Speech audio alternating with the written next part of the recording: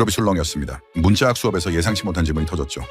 한글이 왜 자꾸 등장하냐는 겁니다. 독일 대학 언어학과에서는 수백 년간 라틴 문자와 그리스 문자를 중심으로 문자 체계를 가르쳐 왔습니다. 그런데 어느 순간부터 동아시아의 한 문자가 교재에 빠지지 않고 등장하기 시작했죠. 전문가들은 처음엔 예외적 사례라고 치부했습니다. 그러나 학생들의 반응은 달랐습니다.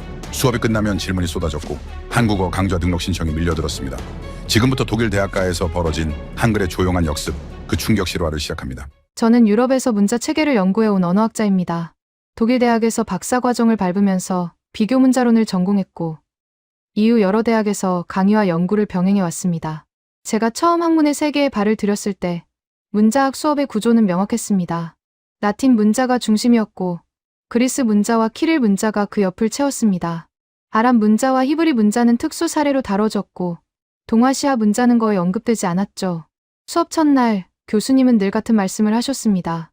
문자는 소리를 담는 그릇이다.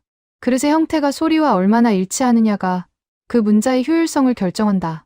이것이 정서법의 투명성이라는 개념이었습니다. 영어로는 오르토그래픽 트랜스퍼런시라고 부르죠. 쉽게 말해 글자를 보고 발음을 얼마나 정확하게 예측할 수 있느냐의 문제입니다. 영어는 이 측면에서 악명이 높았습니다. 같은 철자가 다른 소리를 내는 경우가 너무 많았으니까요. 반면 핀란드어나 스페인어는 상대적으로 규칙적이었습니다. 글자와 발음 사이의 관계가 일관되었죠. 저는 그 시절 문자학의 세계가 이미 완성된 지도처럼 느껴졌습니다. 어떤 문자가 어떤 위치에 있는지, 어떤 문자가 얼마나 효율적인지 모든 것이 정해져 있는 듯했습니다. 라틴 문자 계열이 세계의 중심이었고 나머지는 변방이었습니다. 동아시아 문자는 그야말로 미지의 영역이었죠. 한자는 표의문자라는 이유로 알파벳 체계와 비교 대상조차 되지 않았고 일본의 히라가나와 가타카나는 음절문자로 분류되어 별도의 범주에 놓였습니다. 그렇다면 한글은 어땠을까요? 솔직히 말씀드리면 저는 한글의 존재를 거의 몰랐습니다. 한국이라는 나라가 있다는 건 알았지만 그들이 어떤 문자를 쓰는지는 전혀 관심 밖이었습니다. 제 주변의 동료 연구자들도 마찬가지였습니다. 동아시아 문자를 다룰 때면 중국의 한자와 일본의 가나 체계가 전부였고 한글은 언급조차 되지 않았습니다. 그러던 어느 날 제 삶의 궤적을 바꿀 순간이 찾아왔습니다. 2010년대 초반이었습니다. 저는 당시 독일 남부의 한 대학에서 비교 언어학 세미나를 진행하고 있었습니다. 그날의 주제는 문자 체계의 분류였죠. 저는 늘 하던 대로 알파벳, 음절 문자, 표의 문자의 세 가지 분류를 설명하고 있었습니다. 그때 한 학생이 손을 들었습니다. 교수님, 자질문자라는 개념은 어떻게 설명하시나요? 자질문자. 저는 그 용어를 들어본 적이 있었지만 깊이 파고든 적은 없었습니다. 제가 잠시 머뭇거리자 학생이 덧붙였습니다. 영국의 언어학자가 한글을 설명하면서 쓴 용어라고 알고 있는데요. 저는 당황했습니다. 학생이 저보다 먼저 그 개념을 알고 있었다는 사실이 충격이었죠. 수업이 끝난 뒤 저는 도서관으로 향했습니다. 자질문자 또는 피처럴 라이팅 시스템이라는 개념을 찾아보기 시작했습니다. 그리고 저는 제가 얼마나 오만했는지 깨달았습니다. 자질문자란 문자의 형태가 소리의 특성을 반영하는 체계를 말합니다. 일반적인 알파벳에서는 글자의 모양과 소리 사이에 임의적인 관계가 있습니다. 영어의 알파벳 A가 왜 그런 모양인지, B가 왜 그런 형태인지에는 특별한 이유가 없죠. 그냥 역사적으로 그렇게 굳어진 것입니다. 그러나 자질문자에서는 글자의 형태 자체가 발음 방법을 담고 있습니다. 한글이 바로 그런 문자였습니다. 기역이라는 자음은 혀의 뒷부분이 연구개에 닿는 모양을 본떴습니다. 니은은 혀끝이 잇몸에 닿는 형태를 반영했죠. 미음은 입술이 다물어지는 모양이고 시옷은 이빨 사이로 바람이 새어나오는 형태입니다. 이것은 단순한 상징이 아니었습니다. 발음 기관의 실제 움직임을 문자 형태로 구현한 것이었죠. 저는 충격을 받았습니다. 15세기에 만들어진 문자가 이토록 체계적인 음성학적 원리를 담고 있다니요. 더 놀라운 것은 이 문자가 세종대왕이라는 군주의 주도 아래 학자들과 함께 의도적으로 설계되었다는 사실이었습니다. 유럽의 문자학은 문자의 진화를 자연발생적 과정으로 이해해왔습니다. 문자는 수천 년에 걸쳐 점진적으로 변화하고 발전한다는 것이 통념이었죠. 그런데 한글은 달랐습니다. 특정 시점에 특정 목적을 위해 의도적으로 창제된 문자였습니다. 그것도 음성학적 원리를 바탕으로 말이죠. 저는 그날 밤잠을 이루지 못했습니다. 제가 그동안 얼마나 좁은 시야로 문자학을 바라보고 있었는지 깨달았기 때문입니다. 라틴 문자 중심의 세계관에 갇혀 다른 가능성을 외면하고 있었던 겁니다. 다음 날 저는 학과장을 찾아갔습니다. 그리고 조심스럽게 제안했습니다. 비교 문자론 수업에 한글 사례를 추가하면 어떨까요? 학과장은 잠시 저를 바라보더니 물었습니다. 한글이요. 그게 수업에 왜 필요하죠? 저는 설명하기 시작했습니다. 자질문자의 개념, 음성학적 설계 원리, 정서법의 투명성에서 보이는 특이점들을. 학과장은 끝까지 듣더니 고개를 저었습니다. 흥미롭긴 하지만 주류 문자학의 범주에서 벗어나는 사례 아닌가요? 학생들에게 혼란을 줄 수 있습니다. 저는 그 자리에서 물러났습니다. 그러나 제 안에서 무언가가 꿈틀거리기 시작했습니다. 이 문자를 더 깊이 파고들어야 한다는 직감이었죠. 그로부터 몇 년이 지났습니다. 저는 개인적으로 한글 연구를 계속했고 관련 자료를 모았습니다. 그러던 중 흥미로운 현상을 발견했습니다. 독일 대학가에서 한국어 강좌 수강생이 늘어나고 있었습니다. 처음에는 K-팝이나 한국 드라마의 영향이라고 생각했습니다. 문화적 유행이 언어 학습으로 이어지는 건 자연스러운 일이니까요. 그러나 자료를 더 깊이 파고들수록 단순한 유행 그 이상의 무언가가 있다는 걸 느꼈습니다. 베를린 자유대학의 한국학과는 2005년 12명의 학생으로 시작했습니다. 그런데 2010년대 초반에 이미 학생 수가 급격히 증가하기 시작했고 정원제를 도입해 한 학년당 53명만 입학시키는 상황이 되었습니다. 튜빙엔 대학에는 세종학당이 설치되어 무료로 한국어와 한국 문화를 가르치고 있었습니다. 보움 대학, 프랑크푸르트 대학, 함부르크 대학에서도 한국학 과정이 운영되고 있었죠. 무엇이 이 변화를 이끌고 있는 걸까요? 저는 답을 찾기 위해 현장으로 나섰습니다. 그리고 그곳에서 제가 예상하지 못했던 이야기들을 듣게 됩니다. 저는 연구실에 앉아 자료를 정리하고 있었습니다. 한글에 대한 관심이 생긴 이후 저는 틈날 때마다 관련 논문과 서적을 뒤졌습니다. 그러나 독일 학계에서 한글을 본격적으로 다룬 연구는 찾기 어려웠습니다. 대부분의 자료는 영미권에서 나온 것이었고 그마저도 동아시아학 전공자들 사이에서만 회자되는 수준이었죠. 제가 속한 비교언어학 분야에서 한글은 여전히 변방의 주제였습니다. 그 무렵 저는 한 학회에 참석했습니다. 독일 언어학회의 연례 심포지엄이었죠. 주제는 정서법의 투명성과 문해 교육이었습니다. 발표자들은 영어와 독일어, 프랑스어의 철자 체계를 비교하며 각 언어의 학습 난이도를 분석했습니다. 영어는 단연 가장 비판받는 대상이었습니다. 한 발표자가 슬라이드를 넘기며 말했습니다. 영어에서 동일한 철자가 서로 다른 발음을 내는 경우는 수백 가지에 달합니다. 예를 들어 철자 조합 OUGH는 단어에 따라 완전히 다른 소리를 냅니다. 스루라는 단어에서는 우 소리가 나고 소트라는 단어에서는 어 소리가 나며 코프라는 단어에서는 오프 소리가 납니다. 이런 불규칙성이 영어 학습자들에게 큰 부담을 줍니다. 청중 사이에서 고개를 끄덕이는 모습이 보였습니다. 영어의 철자와 발음 불일치는 이미 널리 알려진 문제였으니까요. 발표자는 계속해서 다른 언어들과의 비교 데이터를 제시했습니다. 반면 핀란드어는 거의 완벽한 1:1 대응을 보입니다. 모든 글자가 하나의 소리만을 갖고 있어서 철자만 보면 발음을 정확히 예측할 수 있습니다. 스페인어도 비교적 규칙적인 체계를 갖추고 있죠. 저는 그 순간 손을 들고 싶었습니다. 한글에 대해 언급하고 싶었죠. 그러나 망설였습니다. 이 학회에서 동아시아 문자를 언급하는 것이 적절할지 확신이 없었습니다. 결국 저는 입을 다물고 발표를 끝까지 들었습니다. 학회가 끝난 뒤 저는 한 동료와 커피를 마시며 이야기를 나눴습니다. 그는 베를린의 한 대학에서 음성학을 가르치는 교수였습니다. 저는 조심스럽게 한글 이야기를 꺼냈습니다. 최근에 한글이라는 문자 체계를 연구하고 있는데 정말 흥미로운 구조를 갖고 있더군요. 자질문자라는 개념을 들어본 적 있나요? 동료는 잠시 생각하더니 대답했습니다. 들어본 것 같기도 하고 아닌 것 같기도 하고 한글이 그런 특성을 가졌다고요. 하지만 솔직히 말해서 동아시아 문자는 우리 분야에서 주류가 아니잖아요. 연구비도 잘 안 나오고 학회에서 발표해도 관심을 받기 어려워요. 그의 말은 현실이었습니다. 유럽 언어학계에서 동아시아 문자는 오랫동안 주변부에 머물러 있었습니다. 중국의 한자조차도 비교 문자론에서 특수 사례로 다뤄질 뿐 주류 논의에 포함되지 않았죠. 한글은 말할 것도 없었습니다. 저는 연구실로 돌아와 다시 자료를 뒤적였습니다. 그러던 중 흥미로운 데이터를 발견했습니다. 한글의 자소 대음소 대응 정확도가 98% 이상이라는 분석 결과였습니다. 이 수치는 핀란드어에 필적하는 수준이었습니다. 아니, 어떤 측면에서는 그 이상이었죠. 핀란드어는 글자와 소리의 1:1 대응이 뛰어나지만 한글은 거기에 더해 글자의 형태 자체가 발음 방법을 담고 있었습니다. 단순한 투명성을 넘어 설계된 체계성이 존재했습니다. 저는 이 발견을 논문으로 정리하고 싶었습니다. 그러나 현실적인 장벽이 있었습니다. 첫째, 저는 한국어를 할 줄 몰랐습니다. 한글의 구조를 분석하려면 어느 정도의 언어적 이해가 필요했는데 저에게는 그 기반이 없었죠. 둘째, 독일 학계에서 한글 연구에 대한 지원을 받기 어려웠습니다. 연구비 신청서를 작성해도 심사위원들이 이 주제의 가치를 인정할지 확신이 없었습니다. 셋째, 무엇보다 저 자신의 확신이 부족했습니다. 과연 한글이 정말로 문자학에서 중요한 사례인지 아니면 제가 지나치게 열광하고 있는 것인지 판단하기 어려웠습니다. 그런 상태에서 몇 달이 흘렀습니다. 어느 날 저는 우연히 한 통계 자료를 접했습니다. 독일 내 한국어 학습자 수가 급증하고 있다는 내용이었습니다. 주독일 한국교육원의 자료에 따르면 2010년에 11명이던 한국어 수강생이 10여 년 만에 연간 300명 규모로 성장했다고 합니다. 30배 가까운 증가였죠. 더 놀라운 것은 독일의 일부 대학에서 일본어나 중국어 학과가 정원을 간신히 채우는 상황인 반면 한국과 관련 강좌는 경쟁이 치열해지고 있다는 점이었습니다.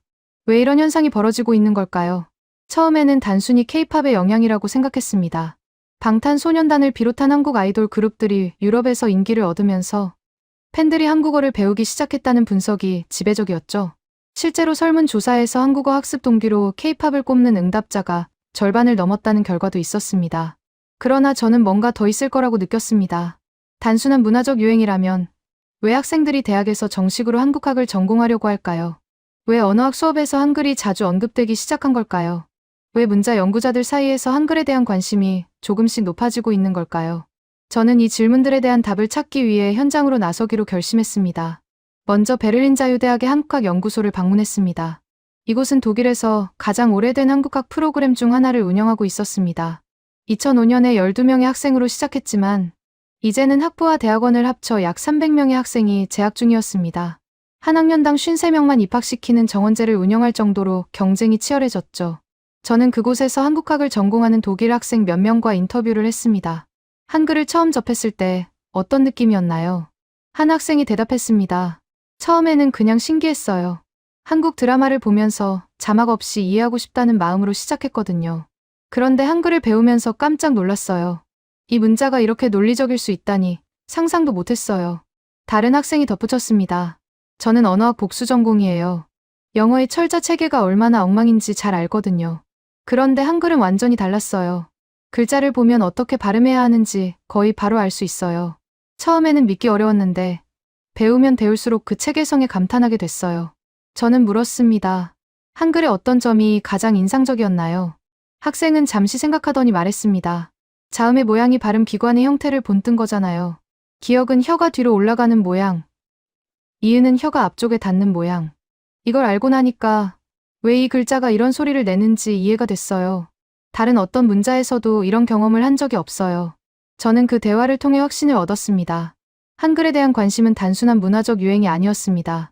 학생들은 한글의 구조적 특성에 매료되고 있었습니다. 그들은 문자 자체의 설계 원리에 감탄하고 있었죠. 그러나 학계의 반응은 여전히 냉담했습니다. 저는 다시 학과장을 찾아갔습니다. 이번에는 구체적인 데이터를 들고 갔습니다. 한글의 자소 대음소 대응률, 학습 효율성에 대한 연구 결과, 독일 내 한국어 학습자 증가 추세 등을 정리한 자료였죠. 이 데이터를 보시면 한글이 비교 문자론에서 중요한 사례가 될 수 있다는 걸 아실 겁니다. 수업에 포함시키는 것을 다시 고려해 주시면 좋겠습니다. 학과장은 자료를 훑어보더니 말했습니다. 흥미로운 건 인정합니다. 하지만 우리 커리큘럼은 이미 확립되어 있어요. 새로운 사례를 추가하려면 기존 내용을 줄여야 하는데 그건 쉬운 결정이 아닙니다. 게다가 한글을 가르칠 수 있는 전문가가 우리 학과에 있나요? 저는 대답하지 못했습니다. 그의 말이 맞았습니다. 독일 대학에서 한글을 전문적으로 다룰 수 있는 언어학자는 극소수였습니다. 한국학 전공자들은 있었지만 그들은 주로 역사, 문화, 정치를 연구했지 문자 체계 자체를 분석하지는 않았습니다. 저는 연구실로 돌아와 고민에 빠졌습니다. 변화가 필요했습니다. 그러나 그 변화를 이끌어낼 힘이 제게 있는지 확신이 없었습니다. 저는 여전히 주류 학계의 벽 앞에 서 있었습니다. 그런데 바로 그때 예상치 못한 곳에서 움직임이 시작되고 있었습니다. 튜빙엔 대학에 세종학당이 설치되었다는 소식이 들려왔습니다. 세종학당은 한국 정부가 세계 각지에 설립한 한국어 교육기관이었습니다. 튜빙엔 대학의 한국학과와 연계하여 무료로 한국어와 한국 문화를 가르치기 시작했다는 겁니다. 저는 그 소식을 듣고 무언가가 달라지고 있다는 걸 느꼈습니다. 학계 내부에서의 변화는 덜했지만 학계 바깥에서는 이미 물결이 일고 있었습니다. 학생들의 관심, 정부 차원의 지원, 문화적 확산, 이 모든 것이 서서히 한글을 유럽 학계의 시야 안으로 밀어넣고 있었습니다. 저는 기다리기로 했습니다. 아니, 기다리면서 준비하기로 했습니다. 그리고 얼마 지나지 않아 제가 기다리던 기회가 찾아왔습니다. 기회는 예상치 못한 형태로 찾아왔습니다. 2010년대 중반 유럽 언어학회에서 특별 세션이 열렸습니다. 주제는 비알파벳 문자 체계의 재조명이었죠. 아랍 문자, 히브리 문자, 인도의 데바나가리 문자 등이 주요 발표 대상이었습니다. 그런데 프로그램을 자세히 보니 맨 마지막에 동아시아 문자 세션이 포함되어 있었습니다. 저는 즉시 발표 신청서를 제출했습니다. 제목은 한글의 자질문자적 특성과 정서법 투명성이었습니다. 심사를 통과할 수 있을지 확신이 없었지만 시도해볼 가치가 있다고 생각했습니다. 며칠 뒤 수락 통보가 왔습니다. 저는 발표 준비에 몰두했습니다. 한글의 설계 원리, 자음과 모음의 형태적 특성, 음소 대응률 데이터, 학습 효율성 연구 결과 등을 정리했습니다. 핵심은 한글이 단순히 또 하나의 문자 체계가 아니라 의도적으로 설계된 음성학적 도구라는 점을 보여주는 것이었습니다. 발표 당일, 저는 긴장한 채로 단상에 올랐습니다. 청중은 약 50명 정도였습니다. 대부분 유럽과 미국에서 온 언어학자들이었죠. 저는 슬라이드를 넘기며 설명을 시작했습니다. 한글의 자음은 발음 기관의 형태를 본떴습니다. 기역은 혀의 뒷부분이 연구개에 닿는 모양입니다. 니은은 혀끝이 잇몸에 닿는 형태죠. 이것은 임의적인 기호가 아닙니다. 음성학적 원리가 문자의 형태에 직접 반영된 겁니다. 청중 사이에서 고개를 갸웃하는 모습이 보였습니다. 익숙하지 않은 개념이었을 겁니다. 저는 계속했습니다.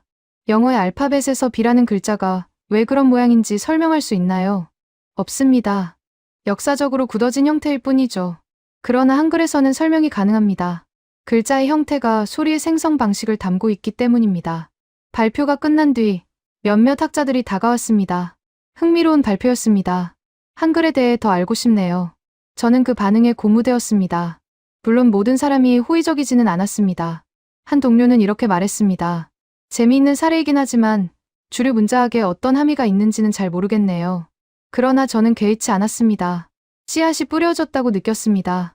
그 무렵 독일 내에서도 변화의 조짐이 나타나고 있었습니다. 세종학당의 확산이 눈에 띄게 가속화되고 있었습니다. 튜빙엔 대학에 이어 다른 도시에서도 한국어 교육 프로그램이 생겨나기 시작했습니다. 2024년 기준으로 전 세계 세종학당 수강생은 21만 명을 넘어섰고 2025년에는 23만 명을 돌파했습니다. 독일에서도 새로운 세종학당이 지정되었다는 소식이 들려왔습니다. 더 흥미로운 것은 독일 정규 학교에서의 움직임이었습니다. 2021년 독일의 한 인문계 중고등학교가 한국어를 정규 과목으로 채택했습니다. 이것은 상징적인 사건이었습니다. 독일 교육체계에서 외국어는 엄격한 기준을 통과해야만 정규 과목으로 인정받을 수 있었으니까요. 한국어가 그 기준을 충족했다는 것은 단순한 유행을 넘어선 무언가가 있다는 증거였습니다. 방과 후 한국어 수업을 진행하는 학교도 39개에 달했습니다.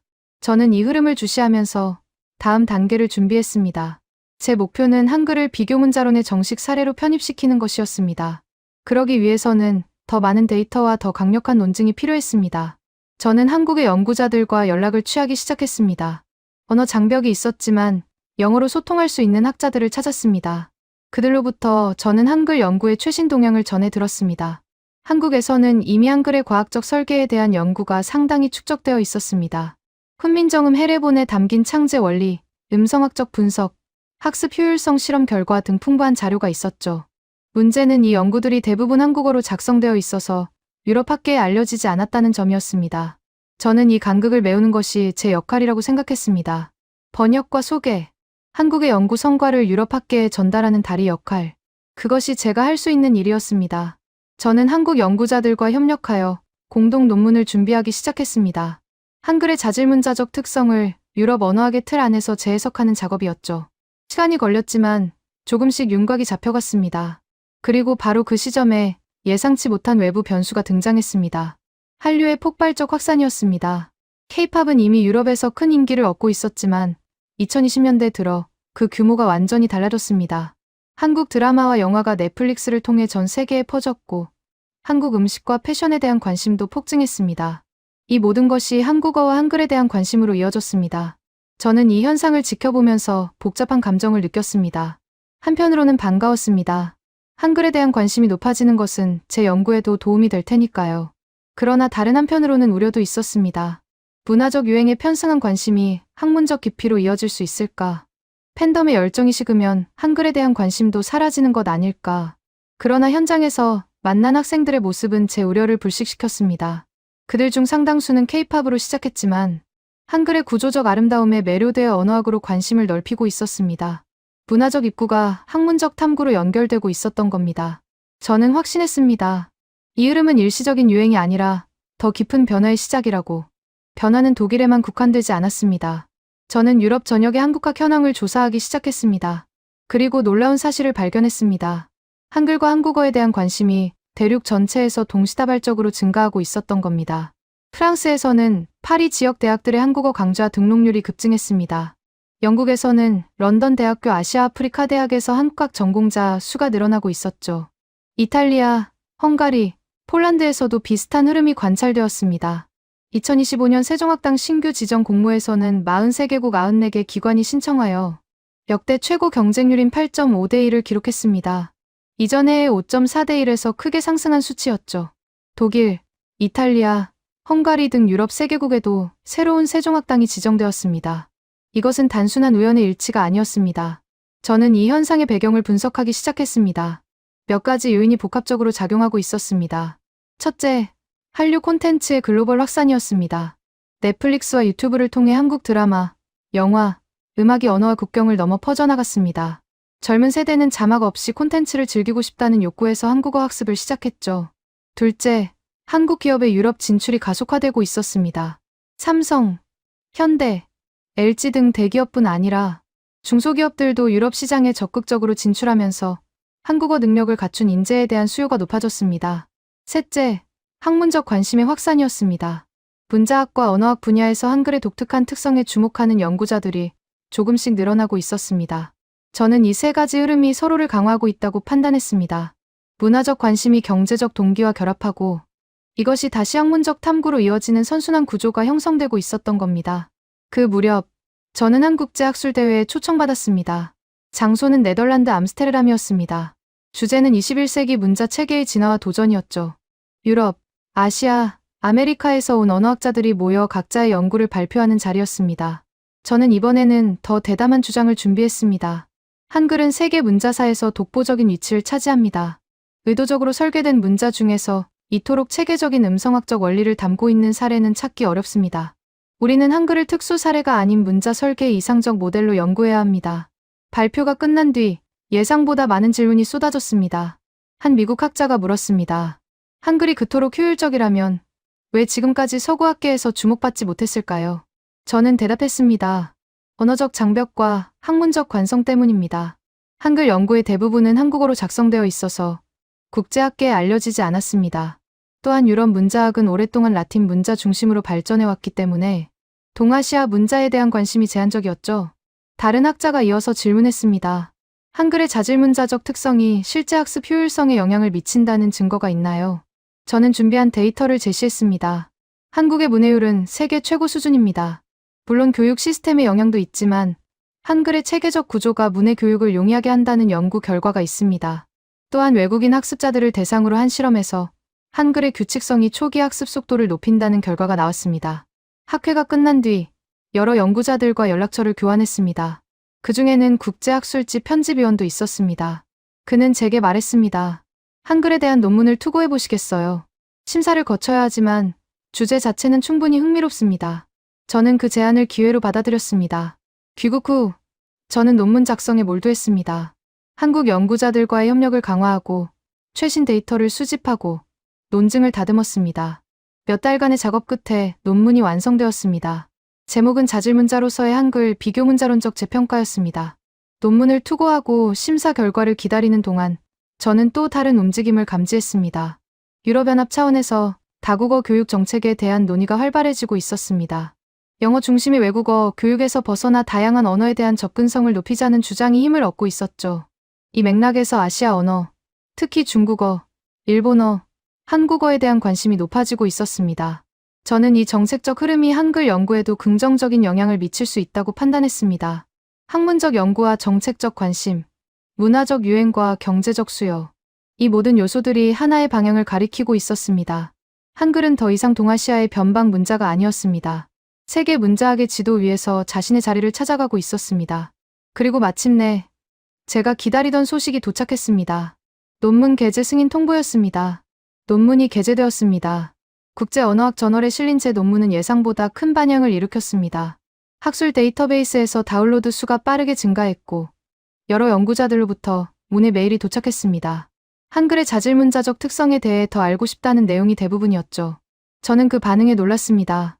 솔직히 말해 소수의 전문가들만 관심을 가질 것이라고 예상했거든요. 그러나 현실은 달랐습니다. 논문 게재 이후 저는 여러 대학에서 초청 강연 요청을 받았습니다. 프랑크푸르트, 미넨, 빈, 추리, 유럽 각지의 언어학과에서 한글에 대한 강연을 해달라는 연락이 왔습니다. 저는 가능한 한 모든 초청에 응했습니다. 강연장마다 청중의 구성은 조금씩 달랐지만 반응은 비슷했습니다. 한 강연에서 독일인 대학원생이 질문했습니다. 한글이 이토록 체계적이라면 왜 우리는 이제야 알게 된 걸까요? 왜 언어학 교과서에는 한글이 거의 언급되지 않나요? 저는 대답했습니다. 좋은 질문입니다. 여러 이유가 있죠. 언어적 장벽, 학문적 관성, 그리고 솔직히 말하면 유럽 중심주의적 시각도 작용했습니다.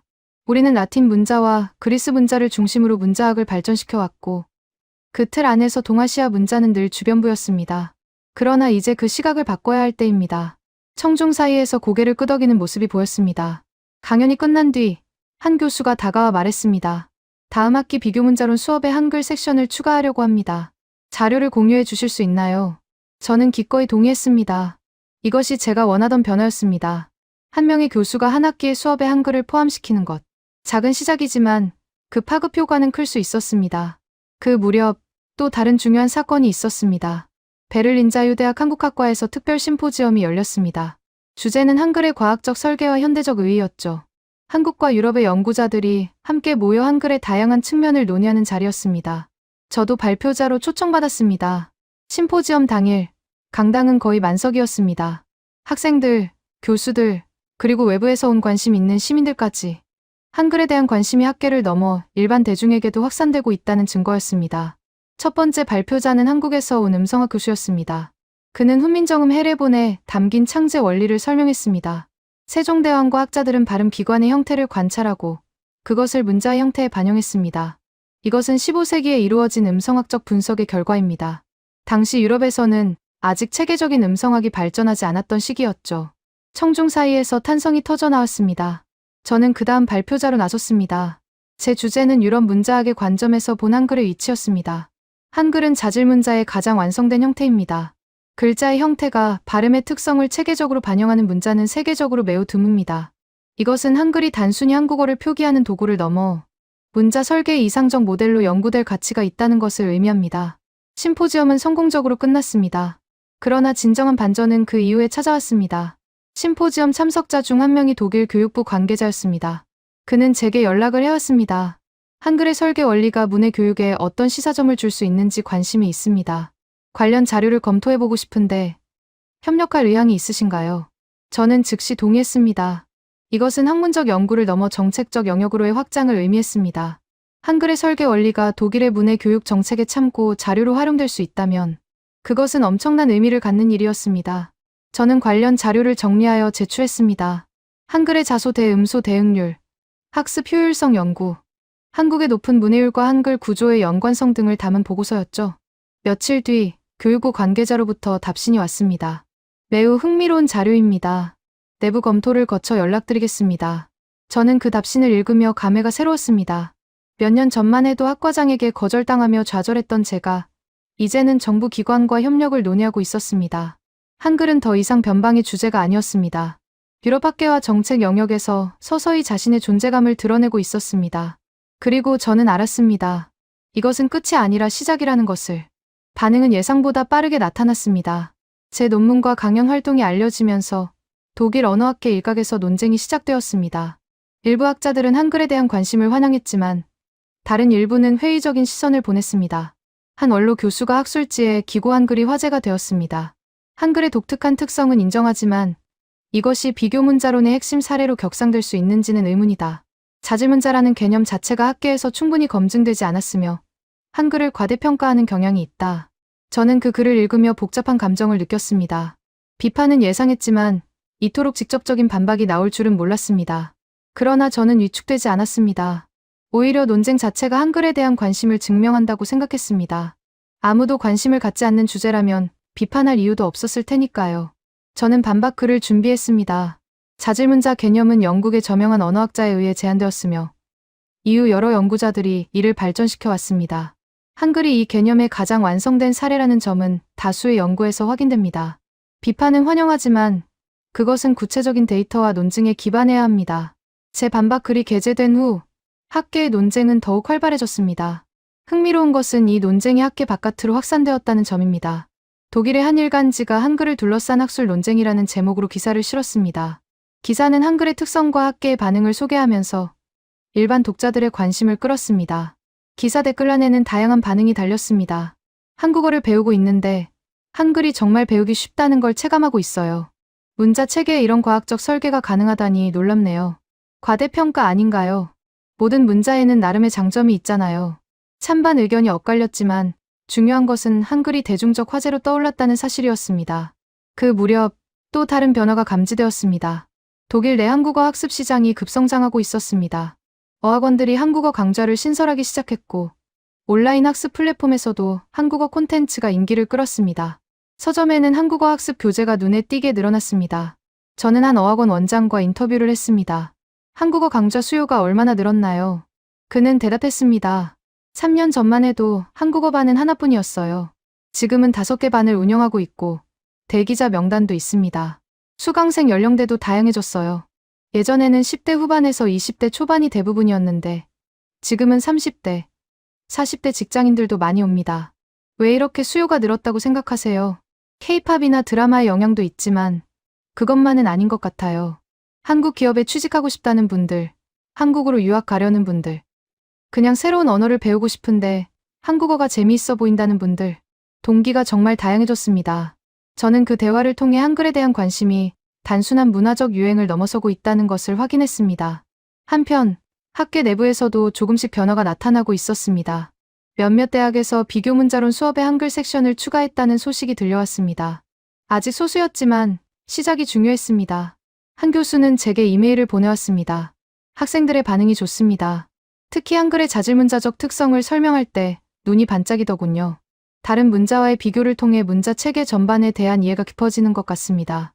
저는 그 메일을 읽으며 보람을 느꼈습니다. 물론 저항도 여전했습니다. 일부 보수적인 학자들은 한글을 주류 교과 과정에 포함시키는 것에 반대했습니다. 커리큘럼의 안정성을 해친다는 이유였죠. 그러나 저는 그런 반대가 점점 힘을 잃어가고 있다는 것을 느꼈습니다. 시대가 변하고 있었습니다. 유럽 학계는 더 이상 라틴 문자 중심의 폐쇄적 시각을 유지하기 어려웠습니다. 글로벌화된 세계에서 다양한 문자 체계에 대한 이해는 필수가 되어가고 있었습니다. 한글은 그 변화의 상징적인 사례로 떠오르고 있었죠. 저는 다음 단계를 준비했습니다. 개별적인 강연과 논문을 넘어 더 체계적인 움직임이 필요했습니다. 저는 유럽 내 한글 연구자들의 네트워크를 구축하기로 결심했습니다. 네트워크 구축은 생각보다 순조로웠습니다. 저는 그동안 강연과 학회에서 만난 연구자들에게 연락을 돌렸습니다. 한글과 한국어에 관심을 가진 유럽의 언어학자, 문자학자, 한국학 전공자들이었죠. 반응은 긍정적이었습니다. 많은 이들이 비슷한 고민을 하고 있었던 겁니다. 한 프랑스 연구자가 말했습니다. 저도 한글을 연구하고 싶었지만 혼자서는 한계가 있었어요. 유럽 학계에서 동료를 찾기 어려웠거든요. 이런 네트워크가 생긴다면 정말 좋겠습니다. 영국의 한 음성학자도 동의했습니다. 한글의 설계 원리는 음성학적으로 매우 흥미롭습니다. 그러나 영미권에서도 이 주제를 본격적으로 다루는 연구자는 많지 않아요. 국제적인 협력이 필요합니다. 저는 이들과 함께 유럽 한글 연구 네트워크라는 비공식 모임을 결성했습니다. 처음에는 온라인 회의와 이메일 교류가 전부였지만 점차 활동 범위가 넓어졌습니다. 우리는 먼저 기존 연구 자료를 정리했습니다. 한국에서 발표된 한글 관련 논문 중 핵심적인 것들을 선별하여 영어와 독일어로 요약본을 만들었습니다. 유럽 연구자들이 접근하기 어려웠던 자료를 공유하는 작업이었죠. 이 과정에서 한국의 연구자들과도 협력 관계가 깊어졌습니다. 다음으로 공동 연구 프로젝트를 기획했습니다. 주제는 자질문자의 비교 연구 한글과 다른 문자 체계였습니다. 한글을 피트먼 속기법, 탱과르 문자 등 다른 자질문자적 특성을 가진 체계와 비교 분석하는 연구였죠. 여러 국가의 연구자들이 각자의 전문 분야를 담당하기로 했습니다. 이 프로젝트는 유럽연구위원회에 연구비를 신청했습니다. 결과가 나오기까지 몇 달이 걸렸습니다. 기다리는 동안 저는 불안했습니다. 이 신청이 거절되면 네트워크의 동력이 약해질 수 있었으니까요. 그러나 결과는 긍정적이었습니다. 연구비 지원이 승인되었습니다. 규모는 크지 않았지만 공식적인 인정을 받았다는 점에서 의미가 컸습니다. 유럽의 연구기관이 한글 연구의 가치를 인정한 것이었죠. 이 소식은 학계에 작은 파문을 일으켰습니다. 회의적이었던 일부 학자들의 태도가 조금씩 바뀌기 시작했습니다. 연구비가 승인되었다는 것은 심사위원들이 이 주제의 학술적 가치를 인정했다는 의미였으니까요. 한 동료가 제게 말했습니다. 솔직히 처음에는 한글 연구가 주류가 될 수 있을지 의심했어요. 그런데 상황이 달라지고 있네요. 제가 틀렸던 것 같습니다. 저는 대답했습니다. 틀린 게 아니라 정보가 부족했던 거죠. 우리 모두 그랬어요. 저도 한글에 대해 거의 몰랐으니까요. 중요한 건 지금부터입니다. 그 무렵 또 다른 의미 있는 변화가 있었습니다. 독일 대학 중 한 곳에서 한글과 문자학이라는 정규 강좌가 개설되었습니다. 한 학기 동안 한글의 역사, 설계 원리, 비교 문자론적 위치를 다루는 수업이었죠. 수강 신청이 열리자마자 정원이 찼다고 합니다. 강좌를 개설한 교수가 제게 연락해왔습니다. 학생들의 열의가 대단합니다. 한글에 대해 이렇게 체계적으로 배울 수 있는 기회가 없었다며 감사하다는 말을 많이 들어요. 다음 학기에도 계속 개설할 예정입니다. 저는 그 소식을 듣고 깊은 감회를 느꼈습니다. 몇 년 전만 해도 학과장에게 거절당했던 제안이 이제는 현실이 되고 있었습니다. 한글이 유럽 대학의 정규 커리큘럼에 포함되기 시작한 것이었죠. 물론 아직 갈 길이 멀었습니다. 한글을 다루는 강좌는 여전히 소수였고 비교 문자론의 핵심 사례로 완전히 자리 잡으려면 더 많은 연구와 노력이 필요했습니다. 그러나 방향은 분명해졌습니다. 유럽 학계는 한글을 더 이상 무시할 수 없었습니다. 오만과 무관심의 시대는 끝나가고 있었습니다. 그 자리에 호기심과 존중이 자리 잡기 시작했습니다. 저는 다음 단계를 구상했습니다. 개별 대학의 강좌를 넘어 유럽 전역에서 통용될 수 있는 한글 교육 자료를 개발하는 것. 그것이 제 새로운 목표였습니다. 교육 자료 개발 프로젝트는 순조롭게 진행되었습니다. 저는 네트워크 동료들과 함께 유럽 대학생을 위한 한글 입문이라는 교재를 기획했습니다. 단순한 언어 학습서가 아니라 한글의 설계 원리와 문자학적 특성을 함께 다루는 통합 교재였죠. 한글을 배우면서 동시에 문자 체계 전반에 대한 이해를 넓힐 수 있도록 구성했습니다. 교재의 첫 번째 장은 왜 한글인가라는 질문으로 시작했습니다. 한글은 세계 문자 중에서 창제 시기, 창제자, 창제 원리가 명확히 기록된 거의 유일한 사례입니다. 15세기에 세종대왕과 학자들이 음성학적 원리에 기반하여 의도적으로 설계한 문자죠.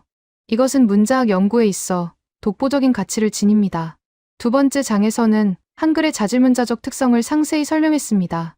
자음의 형태가 발음 기관을 본뜬 원리, 획을 추가하여 관련 소리를 파생시키는 체계, 모음의 천지임 원리 등을 다뤘습니다. 세 번째 장부터는 실제 한글 학습으로 이어졌습니다. 이론과 실습을 병행하는 구조였죠. 교재 초안이 완성된 후 우리는 몇몇 대학에서 시범 사용을 진행했습니다. 학생들의 피드백을 수집하고 내용을 수정했습니다. 반응은 긍정적이었습니다. 한 학생이 설문에 썼습니다. 한글을 배우면서 문자가 어떻게 설계될 수 있는지 처음 생각해봤어요. 영어 알파벳은 그냥 외웠는데 한글은 왜 이런 모양인지 이해하면서 배우니까 훨씬 재미있었습니다. 저는 그 피드백을 읽으며 우리가 올바른 방향으로 가고 있다는 확신을 얻었습니다. 교재가 정식으로 출판된 것은 그로부터 1년 뒤였습니다. 출판 기념 행사가 베를린에서 열렸습니다. 네트워크 동료들, 협력 연구자들, 그리고 한글에 관심을 가진 학생들과 시민들이 모였습니다. 작은 규모였지만 의미 있는 자리였죠. 행사에서 저는 짧은 연설을 했습니다.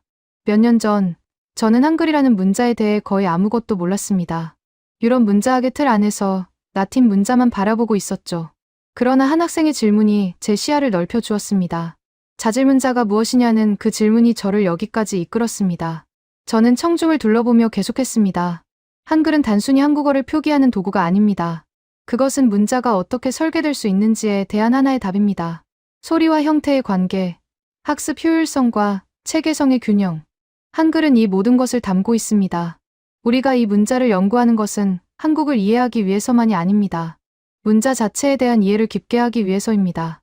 행사가 끝난 뒤 한 젊은 연구자가 다가왔습니다. 저도 한글 연구를 시작하고 싶습니다. 어디서부터 시작하면 좋을까요? 저는 미소 지으며 대답했습니다. 먼저 한글을 배워보세요. 직접 써보고 읽어보세요. 그리고 왜 이 글자가 이런 모양인지 질문해보세요. 거기서부터 모든 것이 시작됩니다. 그 대화를 나누면서 저는 제가 걸어온 길을 되돌아보았습니다. 처음에는 호기심에서 시작했습니다. 그 다음에는 확신이 생겼고 저항에 부딪혔으며 동료를 찾았고 함께 나아갔습니다. 그 과정에서 한글은 제게 단순한 연구 주제를 넘어선 무언가가 되었습니다. 한글은 문자가 무엇일 수 있는지에 대한 가능성을 보여주었습니다. 저는 앞으로도 이 연구를 계속할 것입니다. 유럽의 더 많은 대학에서 한글이 다뤄지도록, 더 많은 학생들이 이 문자의 아름다움을 발견하도록, 문자학의 지평이 넓어지도록, 그것이 제가 할 수 있는 일이고 하고 싶은 일입니다. 창밖으로 베를린의 저녁 하늘이 보였습니다. 어딘가에서 누군가가 한글을 처음 접하고 있을 것입니다. 그 사람도 저처럼 놀라움을 느낄까요? 왜 이 글자가 이런 모양인지 궁금해할까요? 그리고 그 질문이 새로운 여정의 시작이 될까요? 저는 그렇게 되기를 바랍니다. 한글의 이야기는 끝나지 않았습니다. 이제 막 세계 무대에서 새로운 장이 시작되고 있을 뿐입니다.